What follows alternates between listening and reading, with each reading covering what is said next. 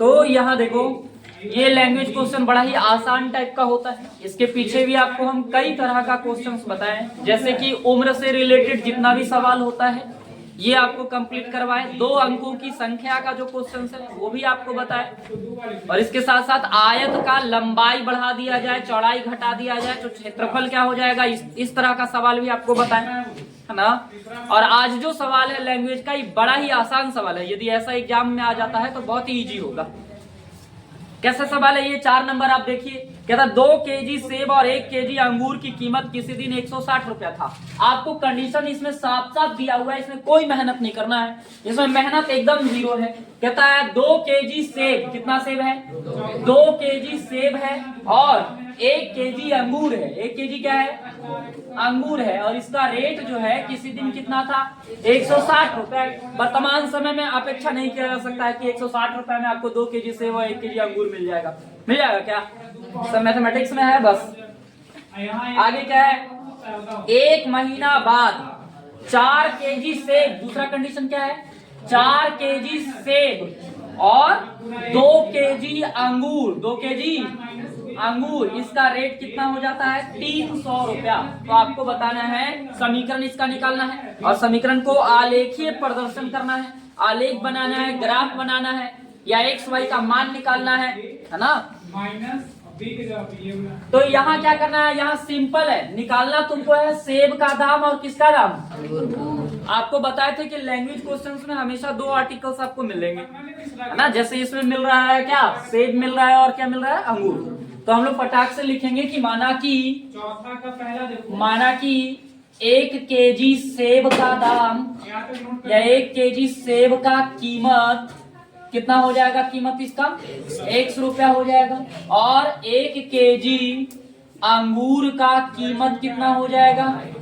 1 KG अंगूर का कीमत y रुपया हो जाएगा। एकदम सिंपल है, इससे सिंपल लैंग्वेज वाला क्वेश्चन कुछ नहीं हो सकता है। प्रश्न से कितना केजी सेब? जब 1 केजी सेब का दाम 100 रुपया है तो 2 केजी सेब का दाम कितना होगा? 200 रुपया हो गया, प्लस 1 केजी अंगूर बोल रहा है ना, तो 1 केजी अंगूर का दाम कितना है? तो 1 केजी अंगूर का दाम 22 रुपया। तब हमको टोटल रुपया कितना देना पड़ता है दुकानदार को? 160 रुपया। ये इक्वेशन नंबर क्या हो गया? आसानी से समीकरण निकल गया। अगली बार क्या करेंगे? पुनः कितना केजी सेब? 1 केजी सेब का दाम 100 रुपया, तो 4 केजी सेब का दाम कितना होगा? 4 100 रुपया।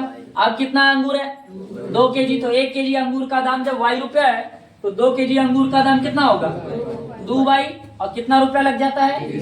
हम आपको बताए थे जब यहाँ पे कॉमन लेके कटने के लायक कोई आर्टिकल्स हो या नंबर्स हो तो हम लोग कॉमन ले लेंगे। यहाँ देखो ये 4x है, ये 2 बाई है, तो 2 हम लोग इजिली कॉमन कर सकते हैं, और 2 से हम लोग 300 को काट भी सकते हैं, तो हम लोग कॉमन करेंगे, है ना। तो अगर यहाँ से कॉमन कर लिया जाए तो 2x प्लस में y इज इक्वल टू में कितना आ जाएगा?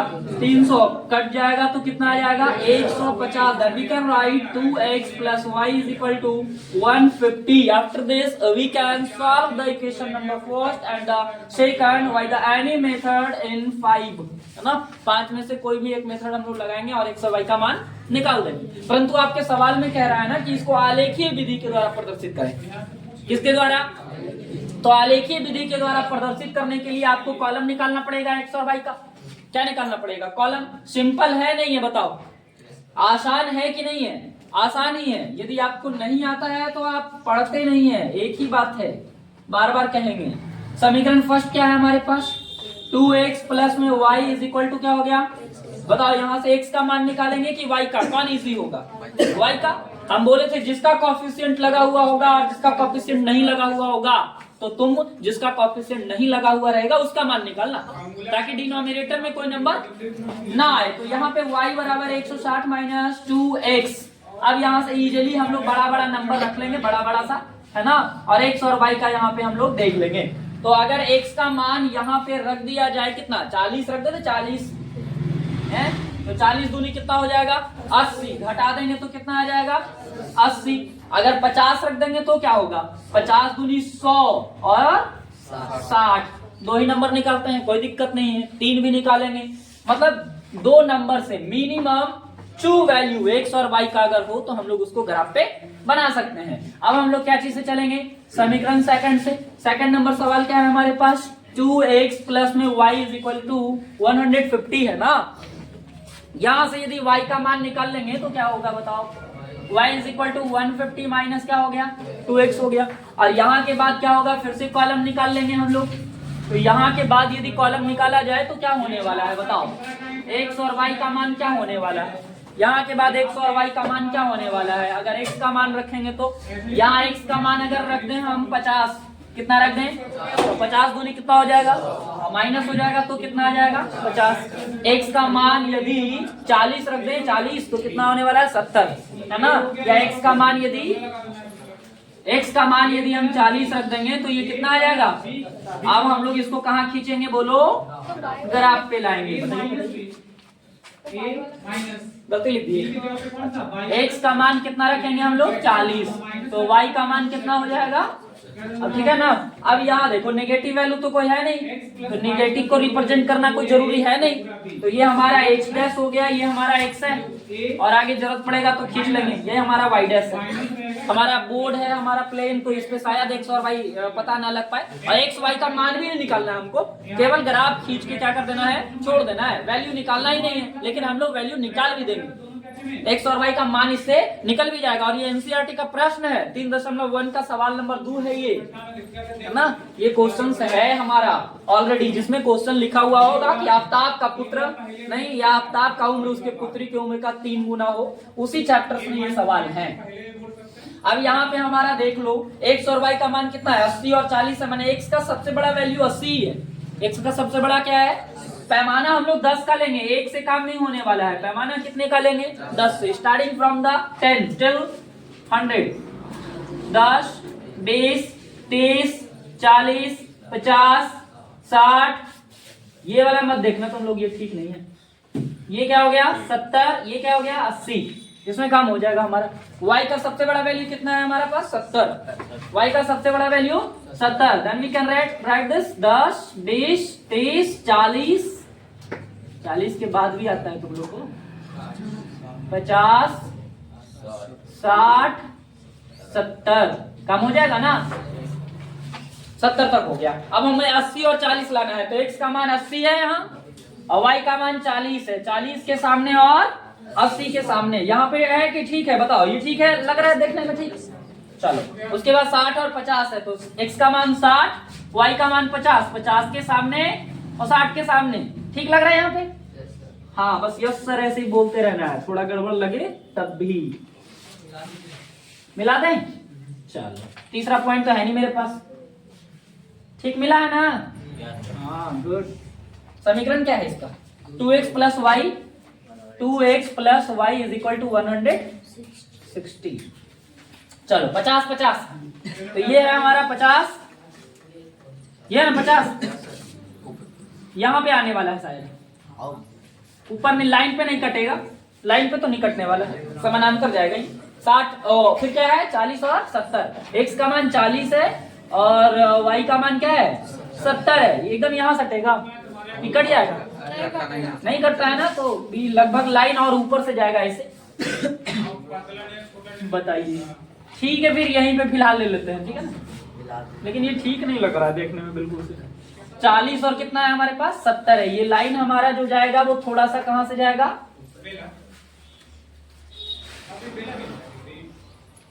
ऐसे आने वाला है। 40 और कितना आ जाएगा, ये 70 आ जाएगा ऐसे लगभग। बोर्ड को छोड़ दीजिए, कॉपी पे जब आप बनाइएगा तो वो ठीक ठाक आएगा। तो इस तरह से हम लोग देख सकते हैं कि रेखाएं जो हमारा होगा वो कौन सा होगा, समानांतर होगा, यानी x और y का मान हम लोग निकाल नहीं सकते हैं। ऐसे सवाल को यदि हम लोग मेथड से भी सॉल्व करेंगे ना, तो वहाँ x और y का मान कट जाएगा पूरा पूरी। बात तो समझ में आ रहा है।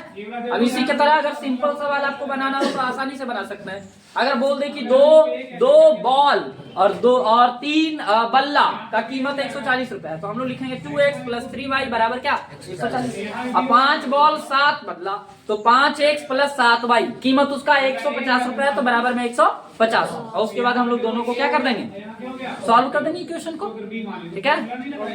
12 नंबर क्वेश्चन में मिलाइए 2 कक्षा ए तथा बी में कुछ विद्यार्थी बैठा है।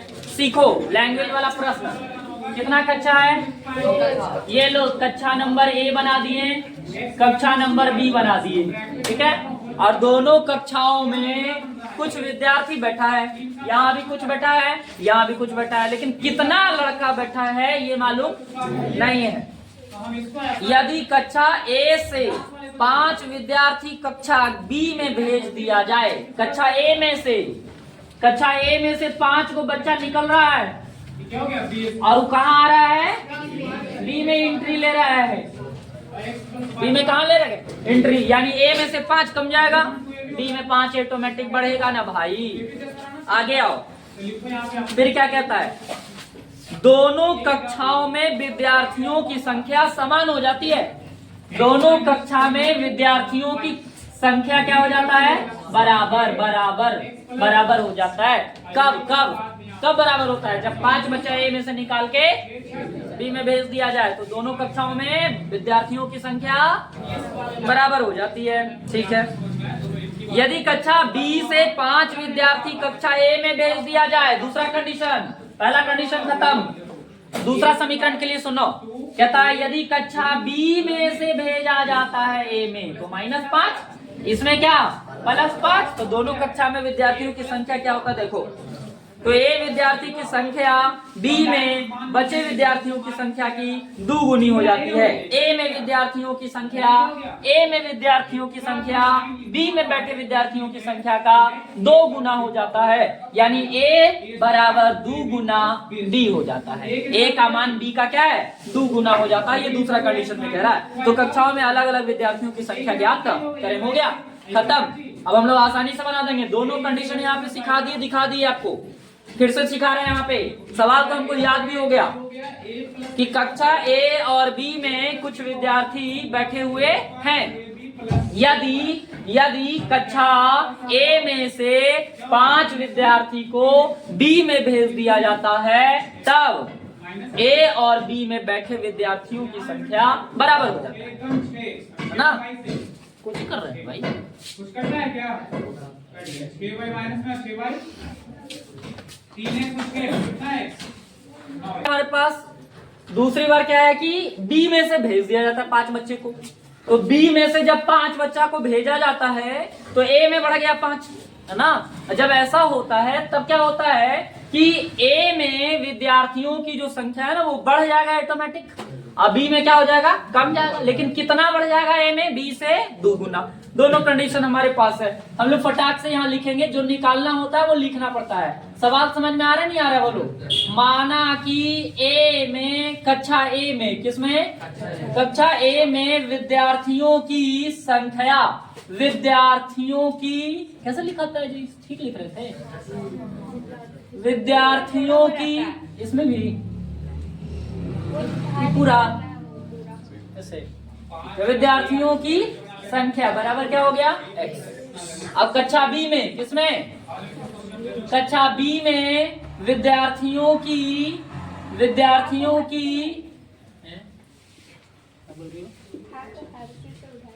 ये इधर से जाए दो।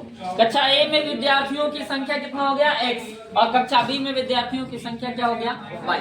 अब देखो ना, इसका इक्वेशन निकालना कितना इजी है। आएंगे हम लोग प्रश्न से। ये क्वेश्चन नंबर कितना है हमारे पास? 12। देखो यहाँ से फिर से समझा रहे हैं, समझने का प्रयत्न कीजिए, बोर्ड पर देखिए, ना समझना है तो सवाल कीजिए, तभी आपको आएगा।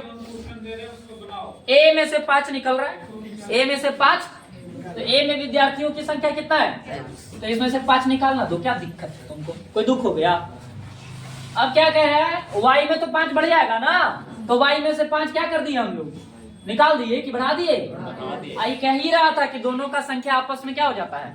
बराबर भी कर दिए बीच में, क्या दिक्कत है? इक्वेशन तो ऐसे निकल गई, एकदम इजी है। बस y को इधर लेके आओ, 5 को इधर लेके आओ। क्या इतनी बातें समझ में आता है? बोलो, हो गया। क्या कष्ट है इसमें? हमको तो लगता है कोई कष्ट नहीं है। 5 निकाल दिए तो x - 5, y में 5 बढ़ जाएगा b में, तो y + 5, दोनों की संख्या क्या हो जाता है? बराबर कर दिए। अब देखो ना दूसरा वाला कितना आसानी से निकालेंगे।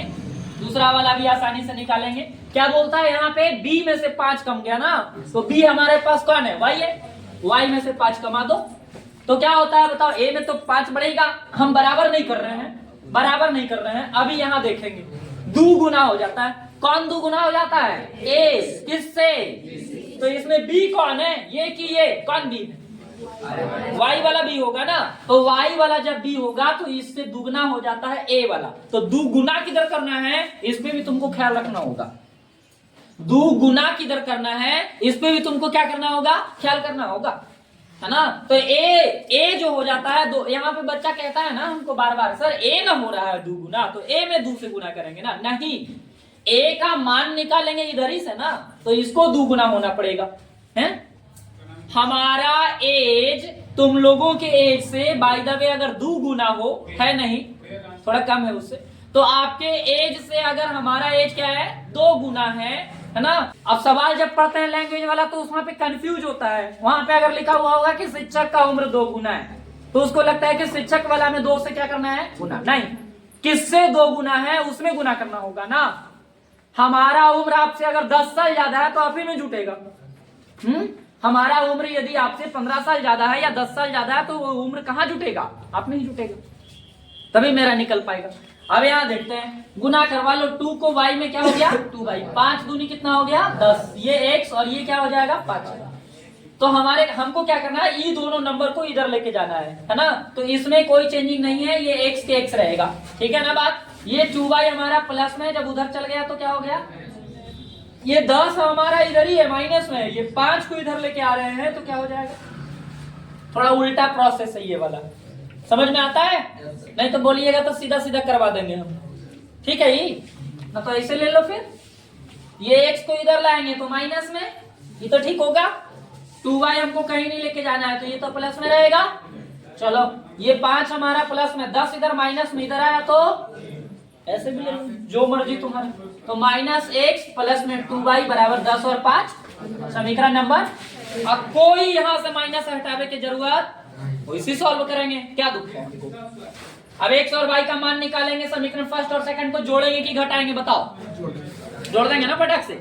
x का कोफिशिएंट तो कुछ भी नहीं है, यहाँ भी नहीं है, एक प्लस में एक माइनस में है, फटाक से समीकरण को जोड़ेंगे, दोनों खत्म हो जाएगा, नहीं, और फिर 2y और 1y घट जाएगा तो y आ जाएगा, माइनस में ही प्लस में तो घट के y आएगा ना, और इधर हमारा 15 10 कितना हो जाएगा 25, तो हमारे पास y का मान कितना आ जाएगा 25, यानी कक्षा बी में विद्यार्थियों की संख्या कितना है 25 है।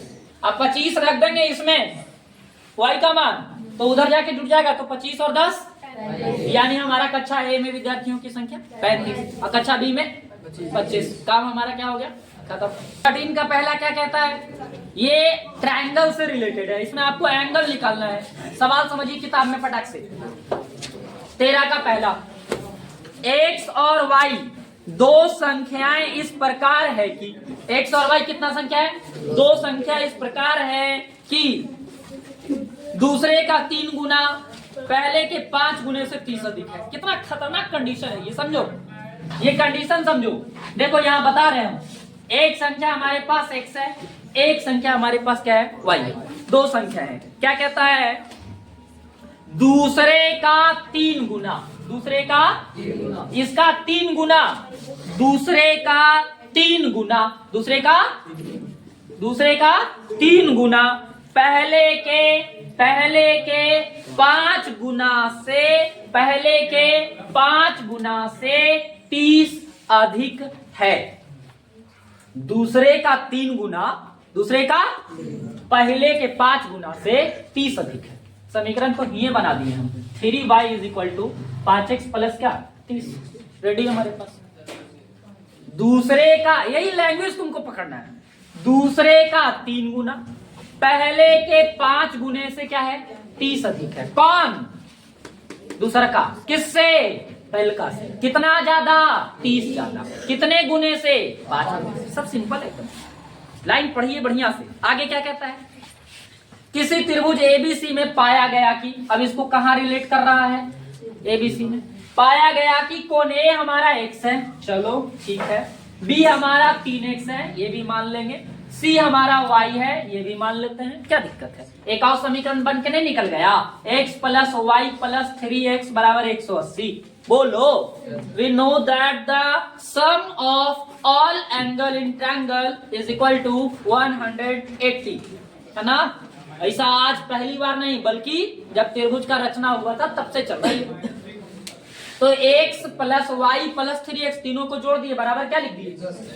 हाँ, तो x वाला जुट जाएगा ना, दिक्कत क्या लग रहा है। 4x प्लस वाई बराबर क्या, और ये हो गया समीकरण फर्स्ट और ये हो गया समीकरण। बोलो, x और y का मान नहीं निकल जाएगा, इजीली निकल जाएगा। सरिया देते हैं बस इसको, लो सरिया देते हैं। माना कि, मानना क्या है, यहाँ तो देवल भी है, यहाँ तो दिया हुआ है ना भाई। तो माना कि पहली संख्या क्या हो गया x, दूसरी संख्या क्या हो गया y। सीखो, समझो, नहीं समझ में आए तो पूछो प्रश्न से। क्या कह रहा था, दूसरे का 3 गुना, दूसरे का तो 3y, पहले के 5 गुने से 30 ज्यादा। एकदम सवाल तो रटा देते हैं हम आपको। पहले का 3 गुना, दूसरे का 3 गुना, पहले के 5 गुने से 30 ज्यादा है, तो इसको सरिया देते हैं हम। 5x minus 3y is equal to minus 30 हो जाएगा। बोलो, ये बातें समझ में आते नहीं आता है? ये देखो 3y को उधर लेके चल गए, 5x अपने जगह पर है, 3y उधर जाएगा तो माइनस में, बराबर 30 को इधर लाएंगे तो माइनस में 30। समीकरण क्या हो गया ये फर्स्ट। पुनः दूसरा बार क्या कहता है, कोण ए, कहता है कि एक त्रिभुज में ऐसा देखा गया, ऐसा पाया गया कि कोण ए x है, कोण ए कितना है x है, कोण बी कितना है 3x है, कोण सी कितना है y है। तो हमको पता है कि त्रिभुज एबीसी में, यहाँ हम लोग चलेंगे किसमें, त्रिभुज एबीसी में हम जानते हैं कि क्या जानते हैं भाई, तो कोण ए प्लस कोण बी प्लस कोण सी बराबर 180, है ना। Put the value of ABC, तो क्या होगा, ए का मान x, बी का मान 3x, सी का मान y बराबर 180, 3x और 1x कितना हो जाएगा 4x प्लस में y बराबर में 180। समीकरण नंबर सेकंड। बताओ किसको बराबर करोगे, x को कि y को, y को। समीकरण जोड़ोगे कि घटाओगे, जोड़ देंगे, क्योंकि y माइनस में है, यहाँ y प्लस में है, तो समीकरण क्या कर देंगे, जोड़ देंगे। लेकिन समीकरण फर्स्ट में कोई गुना नहीं करना तुमको, लेकिन समीकरण सेकंड में गुना करना पड़ेगा। कितना से करना पड़ेगा, 3 से, क्योंकि यहाँ y के बगल में 3 है, तो यहाँ तो 3 से हो जाएगा। तो 4 3 कितना होगा, 12 और 5 कितना होगा, 12 और 5 कितना होगा 17 हो जाएगा। और यहाँ भी तो 3 से गुना करना पड़ेगा, है। तो 180 या 500 कितना हो जाएगा 40, और 540 में से 30 घटा देंगे तो कितना आ जाएगा 510, नहीं, और 17 से काट देंगे तो 17 30, यानी हमारे पास आंसर आ जाएगा x बराबर 30। कैलकुलेशन देखा ना मेरा, कर दिए, x का मान 30 आ गया, सोच लिए सब कुछ। अब 30 रख दो यहाँ पे, x का मान 30 रखना है ना, तो इसमें रख देते हैं। तो 30 चौका कितना हो जाएगा 120, 120 इधर घट जाएगा तो 60, यानी x का मान 30 और y का मान 60। आंसर है, नोट करो। दूसरा, इसी का दूसरा दिखा देते हैं, तब लिखना। इसी का दूसरा सवाल दिखा देते हैं, 13 का दूसरा नंबर सवाल क्या कैसा है, जरा देखो जल्दी से, तब उतारना, रुको। 13 का दूसरा कहता है किसी समबाहु त्रिभुज, कैसा त्रिभुज है, देखो यहाँ बोर्ड पर, बात नहीं करो, समबाहु त्रिभुज हो गया, तीनों भुजा आपस में क्या है, बराबर है। बोर्ड पर दिख रहा है सबको, देखो ध्यान से। तो तीनों भुजा इसका बराबर जब कर देते हैं तब क्या होता है, इसके बाद क्या होता है, कहता है हाँ, तो इसकी भुजाएं क्या क्या है भाई, इस प्रकार पाई गई कि ये वाला हमारा 2x माइनस 3y प्लस 1 है, और ये वाला हमारा x प्लस वाई माइनस 1 है, और ये वाला हमारा 3x माइनस वाई माइनस क्या है 9 है। तो इसकी क्या निकालनी है, परिमिति। क्या निकालना है, तो परिमिति निकालने के लिए AB plus BC plus CA करना पड़ेगा ना। Perimeter of any triangle is equal to A plus B plus C, it mean sum of all side is equal to perimeter of any triangle. चाहे वो कोई भी ट्रायंगल हो। Perimeter का मतलब क्या होता है, व्हाट इज पेरीमीटर, पेरीमीटर का मतलब क्या होता है, तो definition of perimeter is that कि ऑल साइड ऑफ, है ना, sum of all side, sum of या सम ऑफ 3 साइड्स, है ना, sum of 3 sides is equal to क्या होता है पेरीमीटर, इसी को पेरीमीटर कहते हैं। केवल ट्रायंगल में नहीं, बल्कि क्वाड्रेट्रल में भी, है ना, बल्कि इसके आगे कोई भी साइड का हो, जितने साइड का हो, 5 साइड का हो, 10 साइड का हो, है ना, कोई भी डायग्राम हो, उस डायग्राम के सारे साइड को अगर ऐड करेंगे then we can find the perimeter of this diagram. तो यहाँ भी पेरीमीटर निकालना हो तो सब साइड को क्या कर देंगे, ऐड। तो सब साइड निकले तो कि ये साइड 20 है कि 50 है, ये साइड 40 है कि 30 है, ये साइड 10 है कि 20 है, पहले निकाले तो 10, 20, 30 निकालने के लिए क्या करना होगा, एक्स वाई का मान पता करना होगा। तो एक्स वाई का मान पता होगा तभी तो यहाँ रखेंगे, इसका मान निकालेंगे। एक्स वाई का मान पता हो गया, जैसे कोई बहादुर तेज सुंदर बच्चा आए और कह दे कि एक्स का मान 5 और वाई का मान 10 है, हम लोग निकाल देंगे फटक से। एक्स का मान 10 और वाई का मान 5, 15, 1 घटा दिए 14, यहाँ भी रख देंगे 10 या 30 और 5 घट गया 25, 9 घट जाएगा और 16 निकाल दिए। उसी तरह से यहाँ भी निकाल देंगे। तो हमारा मेनली पहले काम है एक्स और वाई निकालना। तो त्रिभुज कैसा है भाई, समबाहु का मतलब सब साइड बराबर। चलो तो कोई दो साइड बराबर करो। त्रिभुज कैसा है ये, तो कोई भी दो साइड बराबर करो। क्या दिक्कत है तुमको, क्या कष्ट है, कष्ट बोलो, कष्ट क्या है इसमें, कोई कष्ट नहीं है। दो साइड बराबर कर दिए, ए बी बराबर क्या, ए बी का मान रखो। इतना इजी तो समीकरण निकलेगा, इतना इजी तो समीकरण निकलेगा जी, इतना इजी तो समीकरण है इसमें। 2x minus 3x minus 3y plus में y इज इक्वल टू -9 -1 घटा दो, minus x minus 2y is equal to -10, है ना। माइनस माइनस कॉमन करके माइनस खत्म कर देंगे तो क्या आ जाएगा हमारे पास, x plus 2y is equal to 10। Equation number first. प्रश्न से आएंगे ना, क्योंकि ये समबाहु है। अब इसके अगली बार हम लोग क्या लिखेंगे यहाँ पे, पुनः फिर दो साइड को बराबर करो, जो कर दिए हैं वही ना, कोई और दूसरा। तो क्या बराबर कर दे, ये वाला कर दें, बोलो। ए बी बराबर क्या, 20। तो ए बी का मान क्या होने वाला है, 2x minus 3y plus 1। BC का मान क्या होने वाला है, x प्लस y माइनस 1। ये सबको इधर लाओ, x इधर लाएंगे तो घट जाएगा, 2x में से x गया, x डायरेक्ट कर रहे हैं, जगह नहीं है। 3y और y इधर ले आएंगे तो -4y। 3y को जब इधर लाएंगे, सॉरी 3y तो यहाँ ऑलरेडी पहले से माइनस में, y यहाँ प्लस में, इधर लाएंगे तो माइनस में छूट जाएगा, तो माइनस में क्या 4y, 1 उधर जाने वाला है, माइनस माइनस कटेगा नहीं बाबू, -2 हो जाएगा ना, -1 है ऑलरेडी पहले से, 1 यहाँ प्लस में उधर जाएगा तो माइनस में, तो दोनों 1 माइनस में हो गया, तो जुट के -2। समीकरण नंबर क्या हो गया ये, किसका फॉर्मूला बन गया, सेकंड। बोलो, x वाला हमारा बराबर है ना, x वाला क्या है, तो समीकरण घटा देंगे, x क्या हो जाएगा, घट जाएगा, घट जाएगा ना। उसके बाद ये भी निशान तो हमारा माइनस में होगा, पर 2y भी माइनस में, 4y भी माइनस में, कितना y, 6y, 10 भी और 2 भी, 12 माइनस में, माइनस भी कट जाएगा, 6 दूनी 12, y का मान 2 भी आ जाएगा, y का मान, और y का मान 2 कहाँ रख देंगे, यहाँ रख देंगे, तो 2 दूनी 4 घट जाएगा तो 6, x का मान 6, y का मान 12। उत्तर हो गया हमारा, नोट करिए।